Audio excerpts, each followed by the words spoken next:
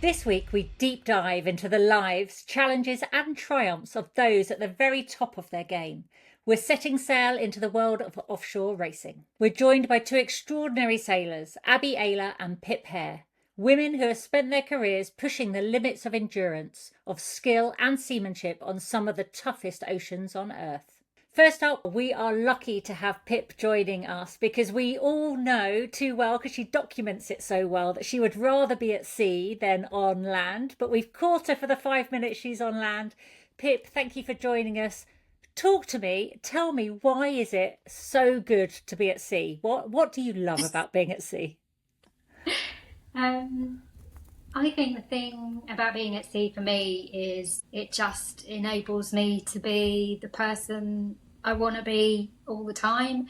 It enables me to be strong, creative, resourceful. Kind of it pushes me in a way that I don't get on the land, and I just become someone I love and I'm really proud of. Oh, well, we're all proud of you and your achievements, absolutely. And I think knowing that you are such a good communicator has really helped people go on the journey with you. But if I take you back to your early days when you first started sailing, what was the draw and what were your hopes and aspirations back then? Was it always in the back of your mind to be where you are today? So I first started sailing with my family. I didn't grow up in a sailing community. I grew up in the middle of East Anglia. I went to school in Huntingdon, and but I did sail with my family on the East Coast rivers because my grandfather had a 14-foot wooden folk boat, or 24-foot it was, wooden folk boat, on the River Deben. And when we were kids, we used to go down and spend the day sailing with him. And then my parents inherited that boat. So kind of we spent the odd weekend, half terms, school holidays, mucking about in boats. But it wasn't sailing then, really. It was just about literally jumping in the water, swimming to the shore, building a rope swing, kind of all that sort of stuff. But Playing. but when I was a teenager, that's really when I fell in love with sailing. I went on a sail training holiday when I was 16 on my own, and it was the RYA Young Skipper scheme, which doesn't exist anymore. But it was a sail training holiday for young people, run by young people, and it was the first time really that I guess, was I. The first time I saw all the opportunity that sailing could give. It was an incredible amount of agency. You know, we were put in these little engineless hunter duets, and our cruising ground was Plymouth, down to Foy, and then up to Exmouth. And we just had a week to go where we wanted to go, do what we wanted to do, all under sail, doing all the nav ourselves, doing all the sailing ourselves. And for a 16-year-old, that's a massive amount of responsibility and agency. You can take risks, you can learn things, you can be responsible, but also you're kind of with a load of your peers. And I just fell in love with it. I fell in love with the sport. I fell in love with how much there was to learn. And I just wanted to know, in every sense of the term, what was over the horizon. And I pretty much decided there and then, at the age of 16, that I wanted a career in sailing. I knew no one in the sailing world. I had no idea it was even possible to have a career in sailing. But that's when I decided I wanted to do it for the rest of my life. Oh, that's so cool. And it's really interesting that actually it was an RIA scheme that actually was that first kind of awakening into what was possible, and as you say, how much responsibility you can take. How important do you think qualifications or structured learning is to provide the foundation for competence and confidence at sea? I think it's absolutely everything. And what's very underrated, I think, about that kind of structured learning, and not necessarily gaining the qualification, but the route towards a qualification, is that it actually opens up enjoyment at the same time as competency. Because, you know, when you become competent and confident, then you start to enjoy things a bit more. But I've always been a massive flag waver for that structured learning as a route into sailing. You know, I think a lot of people think the only route into sailing is through dinghy courses and through dinghy racing, but actually the whole Yachtmaster scheme, start yachting, day skipper, the courses on the shore, all of those things also provide a really good framework for people to get into the sport and learn it. And if we take your transition now to being a leading light in offshore sailing, your first Vendee Globe, I mean, that was just an evolution of a Pip that I think many people didn't know existed, especially the fact of you brought sailing to an audience that weren't used to looking at sailing. And I think that for me was just a huge milestone for our sport.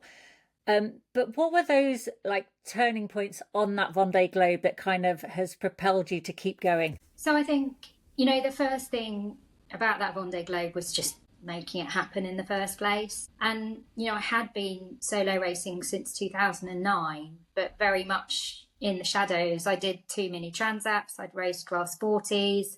I started off with the All-Star in 2009. That you started that race, actually. I remember that. But, it's really the sport of short-handed ocean racing isn't particularly well followed in the UK. And so, it's always really, really hard to break through and to kind of and get into the big league. So actually just turning up at the start line was the biggest milestone, I would say. I started my Vendee Globe campaign with a whole lot of experience and knowledge, but a knackered boat, absolutely knackered, and a £25,000 bank loan. I had no team, no sponsor. I'd never sailed in IMOCA before. And I basically just every day I got up every morning and went, okay, what do I have to do today to make this a reality? And kind of just scraped along the bottom. So, to even end up on the start line was a massive deal. And then you get there and you've been so focused on the start and all of those things that were, thrown in my path to stop me from getting there, including COVID. You get to the start and you think, oh, okay, now I've actually got to sail around the world. I've been talking about it for so long. I've been telling people that I can do this for so long. And there it is. It's kind of, it's do or die quite literally. You got to make this happen. And I think that was a point for me of, I suppose I had to, it was frightening. And, the uncertainty over whether or not I could do it was always in the back of my mind. But I did make a conscious decision on that start line that whatever came my way, I would make the most of it. I would enjoy it, for starters, because me and everyone else worked so hard to get me there. But also, I figured out that I owed it to myself to just be the best I possibly could be. And so, I sailed aggressively. And the great thing about it was, I was just 2-3 days in and it's like, yeah, this is what I want to do. This is where I want to be. And it just got better and better and better. Well, that's an understatement, Pip, because I think, given as you say, the age of the boat, you literally sailed beyond the boat completely. And I think that's what set you apart. But a little bit of you, did you not think with all the experience that you had and the miles that you had that many weren't aware of, did you not think, oh, now I've got to the start line, the sailing bit's the easy bit? I suppose there is a bit that is true in a way. I find the sailing bit the easy bit, as in it's the bit that comes more naturally to me than the rest of it, and it's the bit that makes me happiest. But there's so many unknowns, and even going into my second Vendee Globe, there were still unknowns. There's always, that's why I love sailing, because there will always be unknowns. And something like the Vendee Globe, it's such a public platform. You're very exposed. You can't hide your failures. They're there for everyone to see, as well as your success. And so I believed that I could do well, but I wasn't 100% sure I could do well. And I didn't know what good looked like. So yeah, I was nervous for sure. It didn't show at all. And the evolution from that now is almost, you're now having to be have two hats on, at least two hats. I know there's many more because we've all lived it, but you're now setting up the business around you being able to be the sailor as well. So how are you managing to divide your time between being the solo sailor or the team sailor that's performing on the water and the CEO that's developing a company to make it all happen? It's a really hard balance. And a lot of the time, I feel kind of guilty about one thing or the other. But, someone in my position, the only way that I'm ever going to compete in the races that I want to compete in at the level I want to compete in is if I create my own team and put me at the head of it. So, the business side of things is not something that I had any training in at all, or that comes very naturally to me, but it's something that I totally understand I must be successful at in order to get the other thing, to go sailing. And I suppose I manage it really, I guess, in a really similar way to the way that we manage ourselves when we're solo offshore. There's a million and one things to do, and you just have to get the balance right. You have to understand what the most important thing, where the most important place to be is in that moment, what the most important thing to do is. And I'm not in this to make a huge bundle of money that can't be used to go sailing because I don't have any time. I raise the funds I need to get the boat that is in the right condition and in the right state to race at the level that I want to. And then once those funds are raised, then I go sailing, because the whole thing is about going sailing. And if you're not going sailing, there's absolutely no point in doing the other bit. And do you find it weird when, you were considered a journalist for a long time because that was how you were paying for your sailing that you were doing, but this term of being a professional sailor, I just feel that it's got quite a few meanings behind it. So I'm just interested to see how you would define a professional sailor, especially when you think about lots of young people thinking, how do I become the next Pip Hare? So, I've been a professional sailor my whole life. Since I left school at 18, I have made my living from sailing. And that has been with many, many, many different hats on. I have been an instructor. I'm also, I've taught the RYA cruising scheme. I'm also an RYA examiner. I've done deliveries. I've worked on super yachts. I ran the sailing part of an outdoor education centre for a while. I've coached shorthanded sailing. I've made resources to help teach people sailing. I've made sailing videos. I've written about sailing. And then finally, kind of the later part of my career, then I've been professionally racing, and professionally racing kind of again is a sliding scale, because essentially that just started out of me. It's always been me going, right, I'm going to do that race. How am I going to do that race? I need to raise that much money. I need to find sponsorship. So, I've had sponsors who would come in and fund my campaigns. And then finally, I've managed to get myself to the stage where I can actually pull a salary out of my... Yes, she says, finally. Yeah, Yes. it kind of puts a bit of a realistic twist on the term professional sailor when you say that.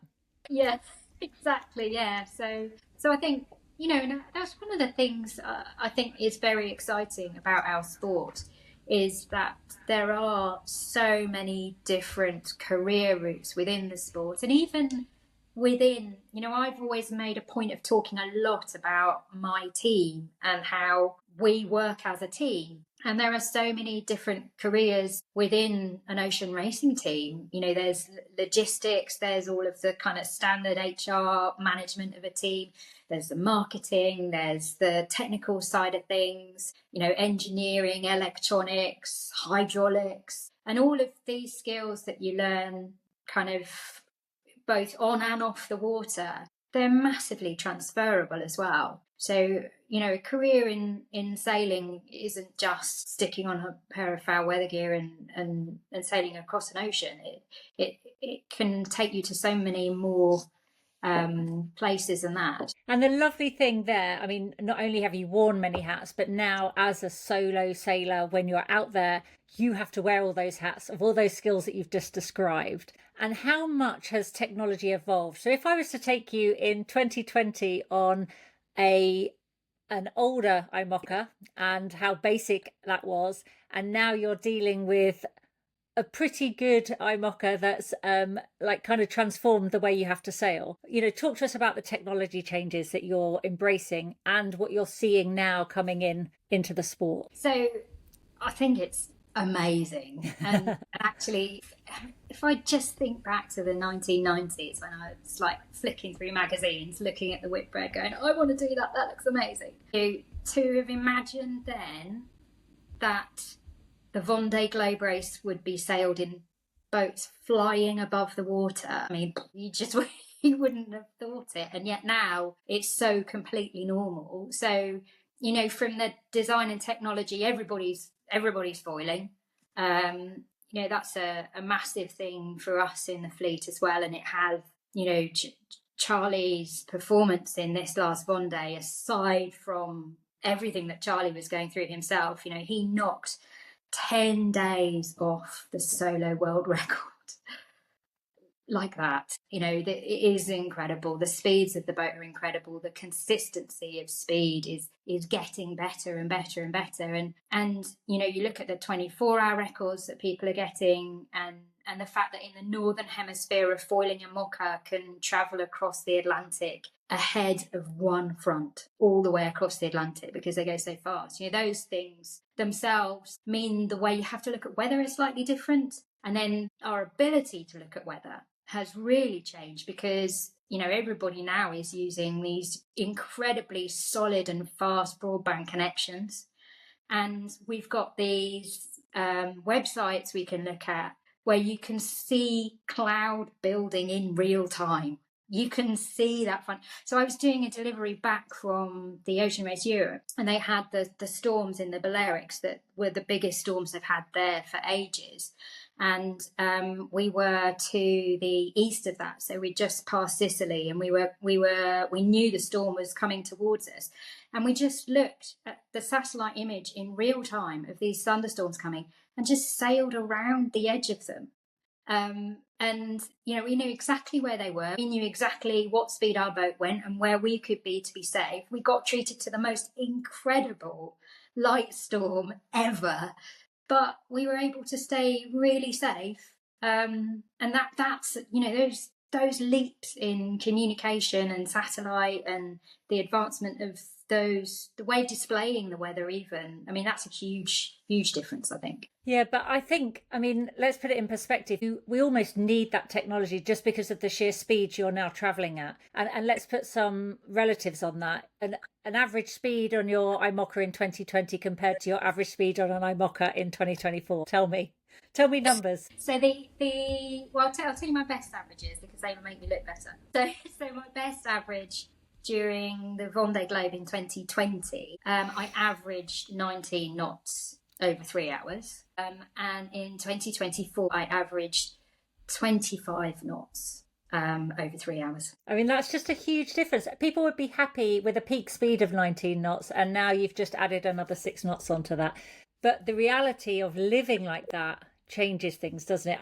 I'm just going to put this out there. Brian Thompson was with you recently racing on a modern IMOCA, and he said it was the most miserable existence he ever experienced.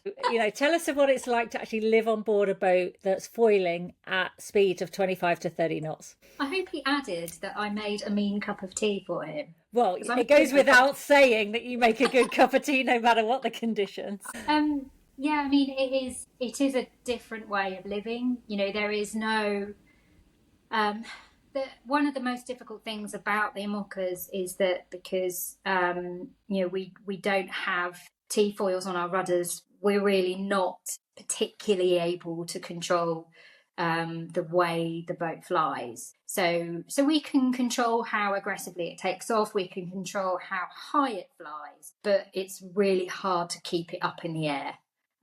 So it kind of porpoises along. It goes up, goes down, goes up, goes down, and you get to learn I guess you get to learn the frequency and the sounds, so that you get some intuition as to when the boat is going to crash down and stop. But it's not, it's always a bit of a surprise. So the boats are literally just dropping out of the sky onto the water with regularity. There is no stable platform that would allow you just to stand up and take your hands off. You've got to be holding on at all times, and at any moment you could go through a deceleration of kind of around 10 to 15 knots, and if you're not holding on, you continue going, and that makes every single thing difficult, from making the cup of tea, trying to get your boots on, trimming the main, trying to press one button on the autopilot at a time. Everything just becomes that much harder.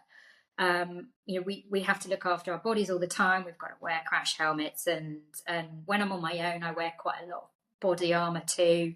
And then there's the noise. It is incredibly noisy inside the boats, and even with well prepared foils, they don't hum so much, but the white noise is just constantly there. Have you measured any of that in decibels at all? I haven't, no, but I know that Tom Marion did quite an interesting project during 2020 where he did a film around the sound, and I think he did a lot of measurements then. But that was kind of one of the first times after the end of the 2020 Vendee where people kind of came back and went, okay, that's actually could be quite damaging, that level of noise. So I have earplugs, so specially molded earplugs that have little filters inside them, and I don't wear noise cancelling headphones, because you have to be able to hear. You've got, especially when you're on your own. It's different in a team, it's different, but when you're on your own, you have to be able to hear. So I just got these. I think they're the same as used by people who work chainsaws and stuff like that, so they just filter out a bit of the noise. You'd be amazing if you had to be sent for torture. This white noise training that you've had, these conditions that you're living in. I mean, we used to joke when you first started the indoor yachting that you just sail around the world in your slippers, but the actual reality is body armor, crash helmets, the added stress on your body. I mean, it must take its toll. Yeah, I mean, I think it is hard work, and you get used to being kind of bashed and bruised a bit. But I think one of the worst times I had actually was in the 2024 Vendee, the relay for the hydraulic keel ram. So the keel ram is the only motorized part of the boat, and it's 48 volts.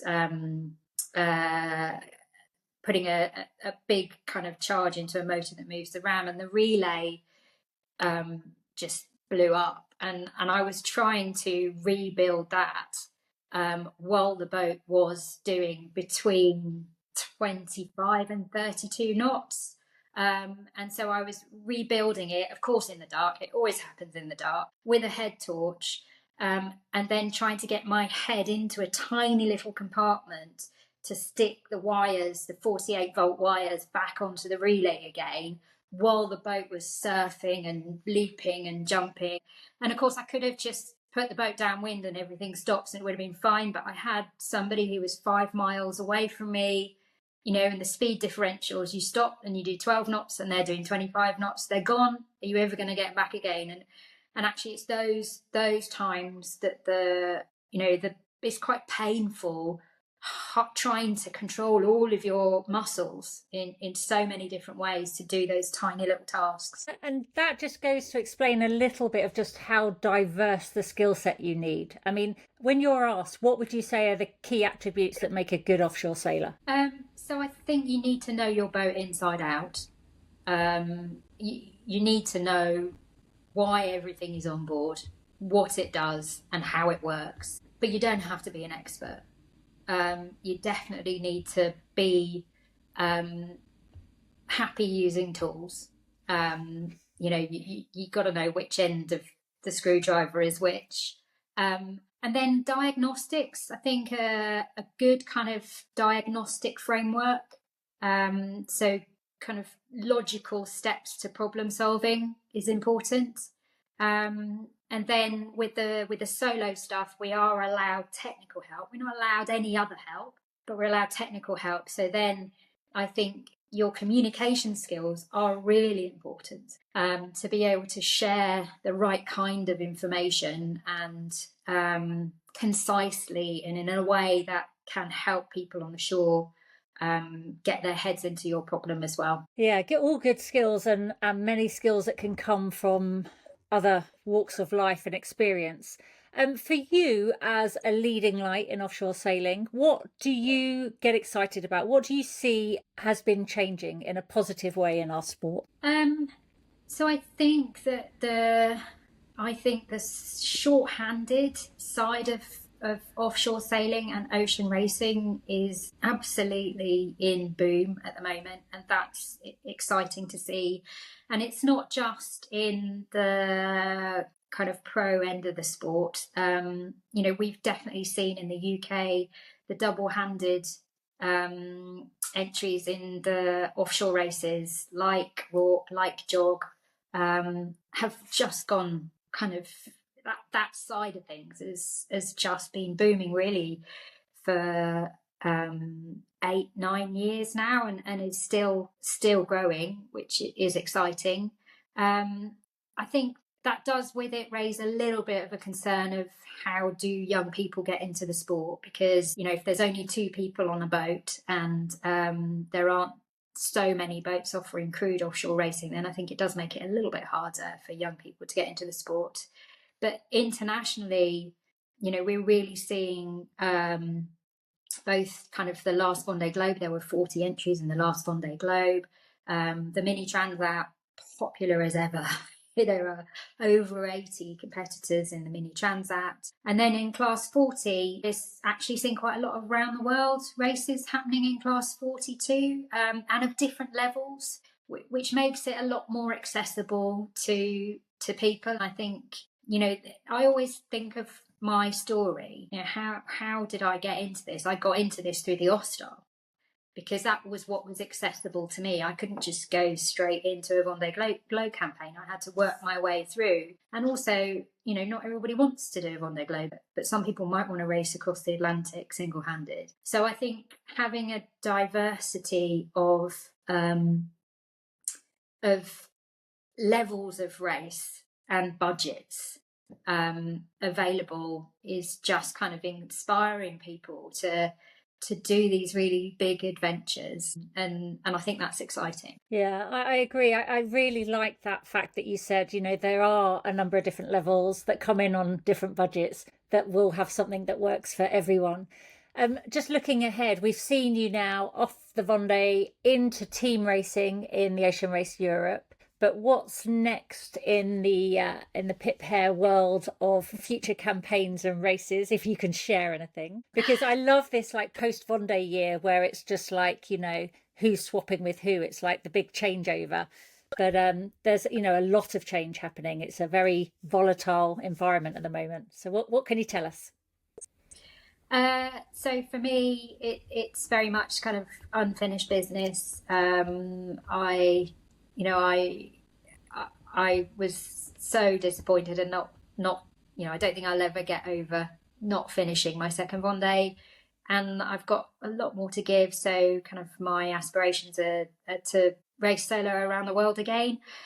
And at the moment, I'm just looking for a sponsor, which is the hard bit. Well, they might be listening, Pip, so don't lose heart.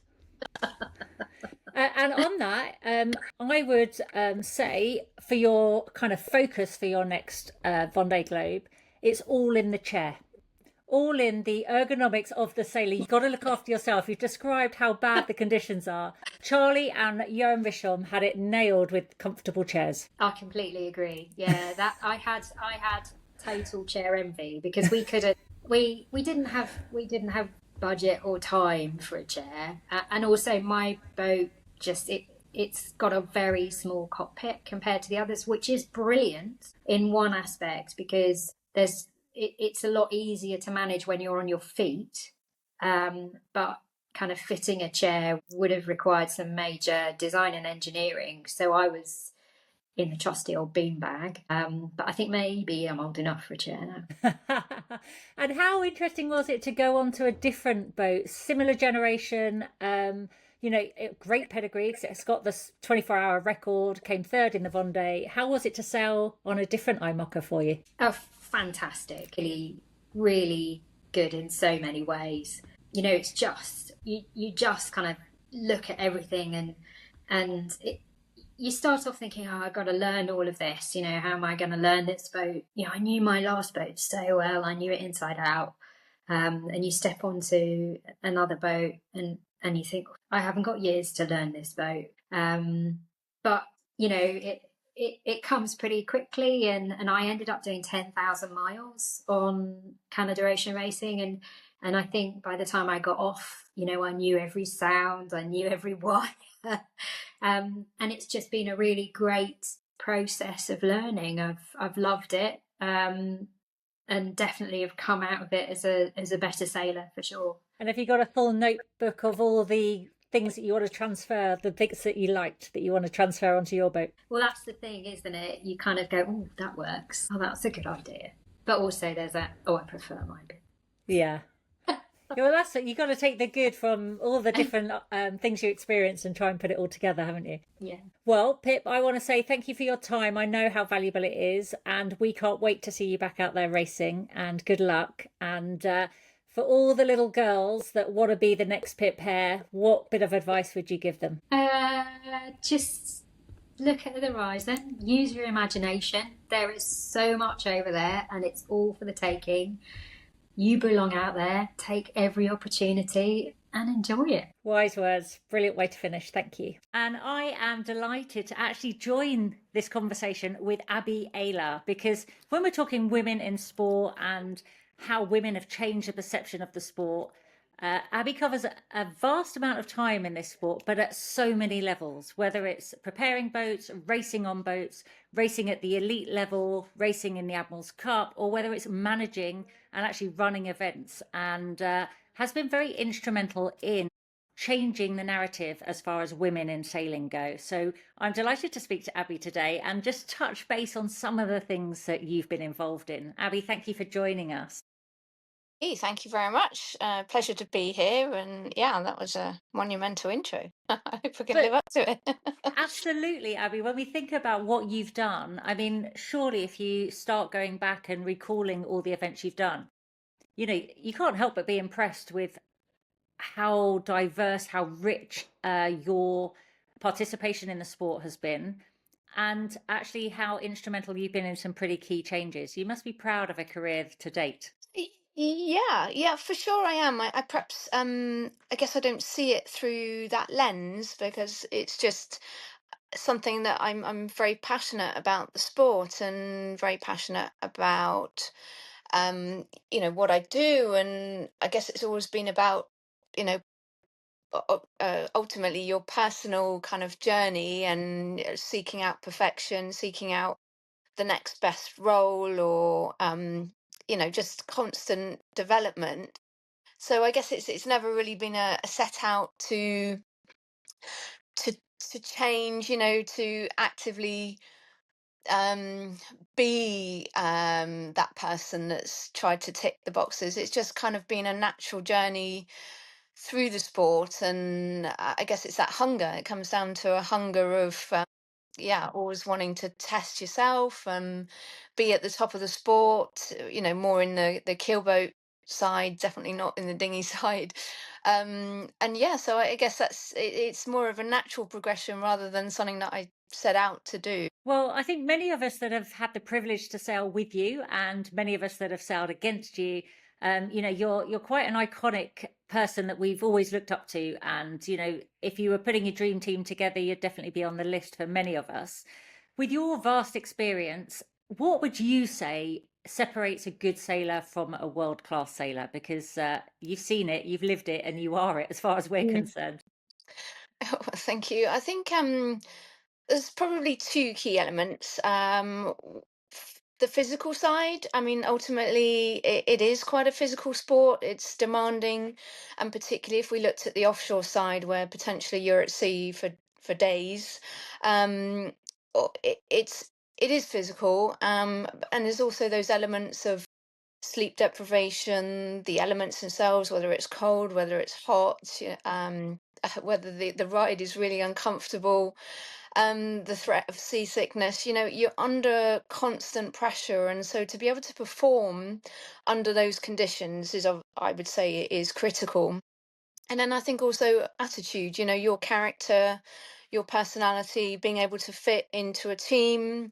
So not only having the technical skills, but having the personal skills that elevate those around you and ultimately create a culture of trust. Because, when you're at sea, that is one key thing that's going to make a team work is trust, and having that, built performance with the team. I think it's not like any other sport where you're on a pitch and you can basically just play the match and know that you can walk into the dressing room and walk away at the end of the day if you didn't get on with your 11 other buddies on the field.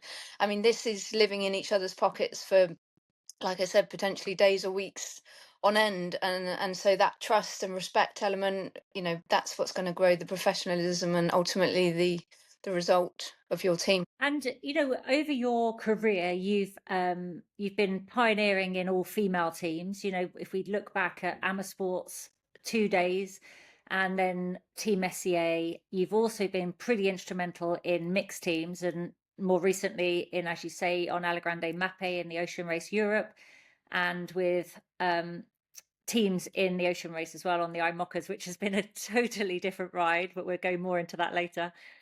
Uh, what is the fundamental things that you've seen change in the landscape, and what still needs to happen? Yeah, I mean, I think through the duration of my career, the landscape has vastly changed to where we are now compared to where we were 20 odd years ago. And I mean, there'll be people that will say, well, no, it's still, we haven't made any progress. We're still stuck in, an unequal sporting landscape. But I think it has massively changed. I mean, I think back to when I was starting out in, say, the early 2000s, it was rare to see other female sailors on teams in the events that I was competing at, whether that was Key West Race Week or the med circuit on the TP52s. You definitely felt like an alien in the crowd. And whereas now I look at, the TP circuit, and it's great to see more and more women involved in the teams, both on the water and ashore. Swan 50, their initiative that has brought in a female pro rule. So there's definitely change, and it is vastly different to where we were 20 years ago. And that's not to say that we're into the clear. It's just to say that there definitely has been change, and I think we have to recognize that as a positive step forward, and perhaps not as quick a step forward as people would like to see, but it's definitely changing. And I think the steps like the initiatives that we've seen from the Volvo Ocean Race, from SailGP's Women Pathway Programme, from platforms such as the Magenta Project, they're all making a difference. And I think it's trying to normalise that landscape where seeing men and women compete on the same boats is not a special story. It's to be accepted, and it can work. And I think they've all created change in their own ways. And as much as there was perhaps pushback in the beginning, I feel like we're over that hurdle now, and it's acceptable. But it's kind of now, what's the next step to keep that pipeline flowing. I was going to ask you about that. Of like initially, when you have an incentivized rule, we all know now that it's for the best interest, because without that rule making things happen, it's unlikely to happen organically. But when that incentivized rule first came in, how did it make you feel? Were you a bit reluctant? Did you want to push back because you want to be there on merit, not to tick a box? Yeah, I mean, it's definitely you feel uncomfortable with a rule because it begs that question, am I here because of the rule or am I here based on my skill? And I think what that rule ultimately did was the teams went out looking for experience in female sailors. Um, um, but it also opened the door to younger sailors who perhaps with slightly different diverse backgrounds to offshore sailing to get their foot in the door and get a step on that ladder. So I think ultimately it was a slightly uncomfortable rule, but I think any change in life is always going to create some push you out of your comfort zone. But ultimately I was super hungry to be there and to have that opportunity to sail with some of the best sailors in the world. For example, that Brunel campaign, we had Bauer Becking as a skipper, we had Andrew Cape as navigator, and Pete Burling and Carl Langford, some of the hot shots coming out of America's Cup at that time. To have that opportunity, I mean, it was just unbelievable, and I think it gives you a boost in your experience, in your it just opens your eyes to perhaps opportunities or to levels of experience that you wouldn't get if you were solely on an all female team. And I'm talking, Amos Sports, SCA, where we were battling that experience gap. So yeah, to jump onto Brunel and have that exposure was second to none. And I think for all of the girls that took part in that race, there may be some that came away and didn't have a great experience because they weren't fully included in the team, or the team hadn't really embraced their skills to perhaps the level that they should have been. But I think that everybody came away saying that they were grateful for that opportunity, and it has certainly opened their eyes and got given them a spring up to the next level. It definitely changed perceptions, and I think even for the guys that were perhaps pushing back against it, I think Bauer Becking is a classic example of someone that you know perhaps wouldn't have been accepting to that rule in the first instance, but I think having done it, he, it perhaps opened his eyes and has made him a little bit more open to mixed gender crews. So I think that, yeah, the rewards were felt on from both genders in that particular race.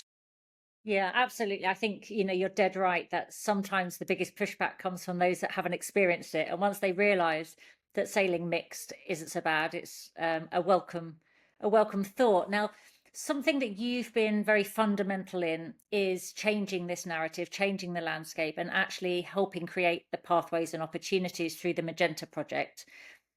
How important do you think mentoring is for up and coming sailors, male or female, but particularly for the young female sailors?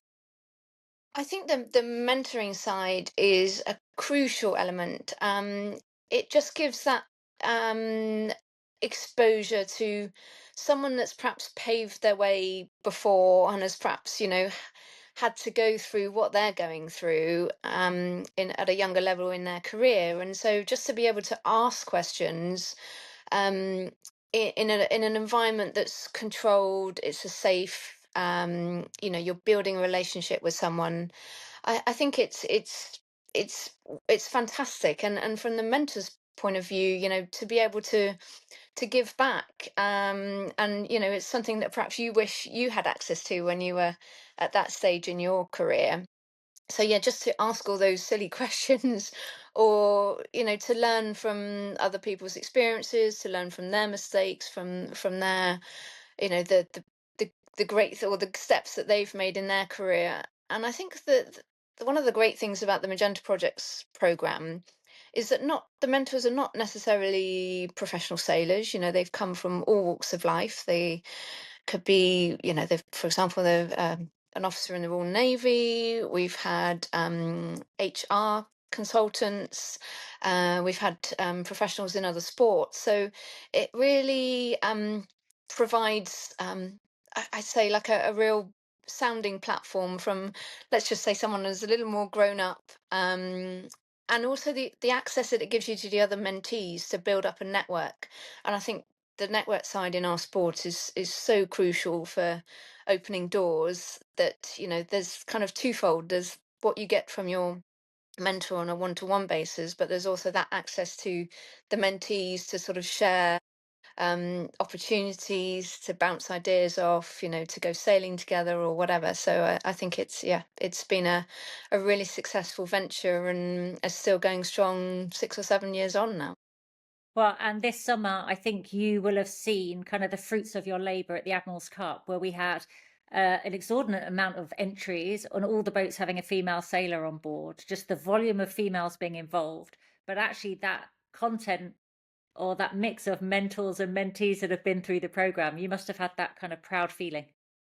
Yeah, it was a really great, and I put a special shout out to Becky Coles, who made the effort to put the network of women together and to link us all up on a WhatsApp group, and then hosted us for an evening in Cowes. And Stacey Jackson, who I'd sailed with on SCA and raced against in subsequent Volvo Ocean races, was there. And we as we entered that evening, we were laughed at each other because we felt about 20 years older than anyone else that was competing there. But it was a really great mix of people, and interesting that one of the girls I had mentored was there, and quite a few from the Magenta Project's mentoring program, and then such a younger crowd coming through. So it was fantastic to see, and great to see that many women networking in one place. And I'm sure we're still active on the group, and it's a great placement for sharing ideas and asking questions. And it's little key moments in your career that you remember, and that will stick as one of them. But for you, if you think back of all the things you've done sailing, and it's a lot to choose from, so this is a big ask. But what would you say? Take aside Brunel now because you've mentioned that. But what would be the Mhm. pivotal moments in your career that kind of shaped you into being, at the top level of the game? Yeah, I'm going to pick a moment from the 2014-15 Volvo Ocean Race, and hopefully you will align with this. Um, we had, as a crew, an all-female crew, we'd faced a lot of setbacks, a lot of criticism, and there was an enormous amount of external scrutiny. And we won a leg into Lorient. It wasn't an easy leg. It was bashing, tacking up through the Bay of Biscay. And I think that sort of proved to me, I'm sure it proved to our team, and that we belonged at that level, and I think that moment sort of reshaped my mindset then. It kind of taught me that you have to have the resilience and the belief, and they're just as important as getting you through something like that. It's not just the technical skill. And I think the progress, it comes from weathering the hardest of challenges. And it was just such a turning point in the campaign. It just was almost like a relief, that we can perform.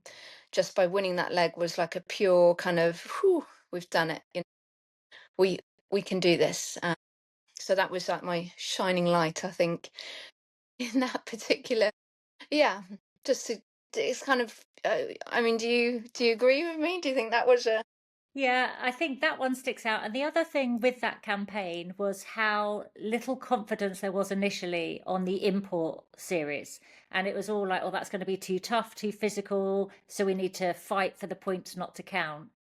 And actually, we did really well on the imports. And I don't know whether that was the lack of confidence that was shown that we wanted to prove wrong, or the fact that we just had more hands, that we could have all the pumps filled all the time, and we were hungry for it to prove a difference. But we had some really good import races that had us on the podium, that got us higher up in the points, that surprised a lot of people. And I think that for me was the initial where actually people should start believing this, because we're going to show this does work. So I Mhm. think, Yeah, no, that's yeah. yeah, a really good point. Yeah, the inshore. I think it was. I think, yeah. For me, it was more the offshore leg, given that it was such a grueling leg and quite a tight sort of finish because of the split in the fleet. And yeah, I think that was just a huge weight off our shoulders, and I will never forget the prize giving in Lorient, where we received a standing ovation from the rest of the audience. It was like, yeah, we've done it. Yeah, and I think all our peers really appreciated that moment as well for what it stood for, which was, as you say, proving the Mhm. point. And you've alluded to some of the mental and physical attributes that you need to be at the top level of the game. When you're giving advice or when you're thinking, right, how do I prepare for what's next? Because you don't always know what's next. What are the key mental and physical things that you would put at the top of the list? The biggest thing I would say is resilience. And it would be easy to say, yeah, resilience physically, because you kind of train yourself to deal with discomfort, and pain and intensity, whether you're going to the gym or going running, or whatever it is you do to keep yourself fit. You build up that physical resilience, but I think it's the mental resilience which is going to carry you through those darkest moments, particularly when the race might be feeling endless and the conditions are just being really unforgiving. Um, and I think that's something that you build up, and it's having that honesty with yourself. That emotional awareness of where you are, why your emotions occur, how you deal with them, or even just dealing with emotions of your crewmates, being able to manage it and to move on. And I think that is one of the critical points of, particularly with offshore sailing, is really having that mental resilience to push through those dark times, because they're not going to last forever. And you had years of being talking of resilience, you've had years of being blasted with all the elements. And the last few offshore races you've been involved in, it's been a very different type of racing. Joining the foiling IMOCAS, it's more indoor yachting, which is actually sometimes a little bit harder. Although you're not facing the elements, it's not the most pleasant of places to be, is it?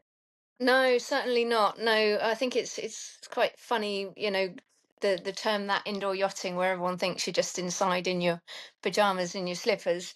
It's a different sort of sailing, and I think I've, uh, sailing around the world with Wholesome PRB in the ocean race was kind of eye-opening in terms of, yeah, I mean, the power and the acceleration of the boat, of the Armoca Cities, is just unbelievable, and it's mind blowing if you've only ever sailed a displacement boat. But equally, the ride is violent. I mean, it's brutal from a different perspective to, say, the Volvo 65s, where you're just constantly grinding or moving sails or stacking a million food bags down below. It's The physical side is just hanging on for dear life. The deceleration when you hit a wave is, if you're not holding on, can be end in disaster. But yeah, life is just hard on board those boats. So yeah, it's definitely a different kind of sailing. And yeah, as you said, the physical elements are quite different, but the rewards of sailing those boats are just, yeah, they're impressive. So you take the good with the bad. But you've almost changed your kit list where you were hats and gloves and, waterproof stuff. Now it's skull caps and protection, right? Yeah, exactly. It's your rugby skull cap if you're going to go down below and do any stacking.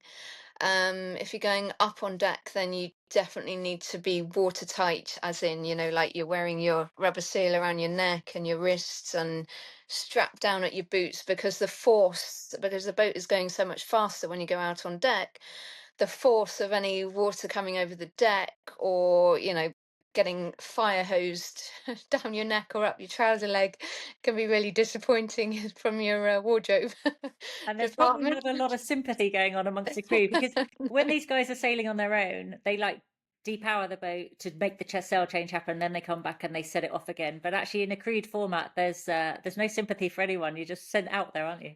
Yeah, pretty much. I mean, I remember with Wholesome where, we would always do the sail changes with the full crew, you'd wake them up.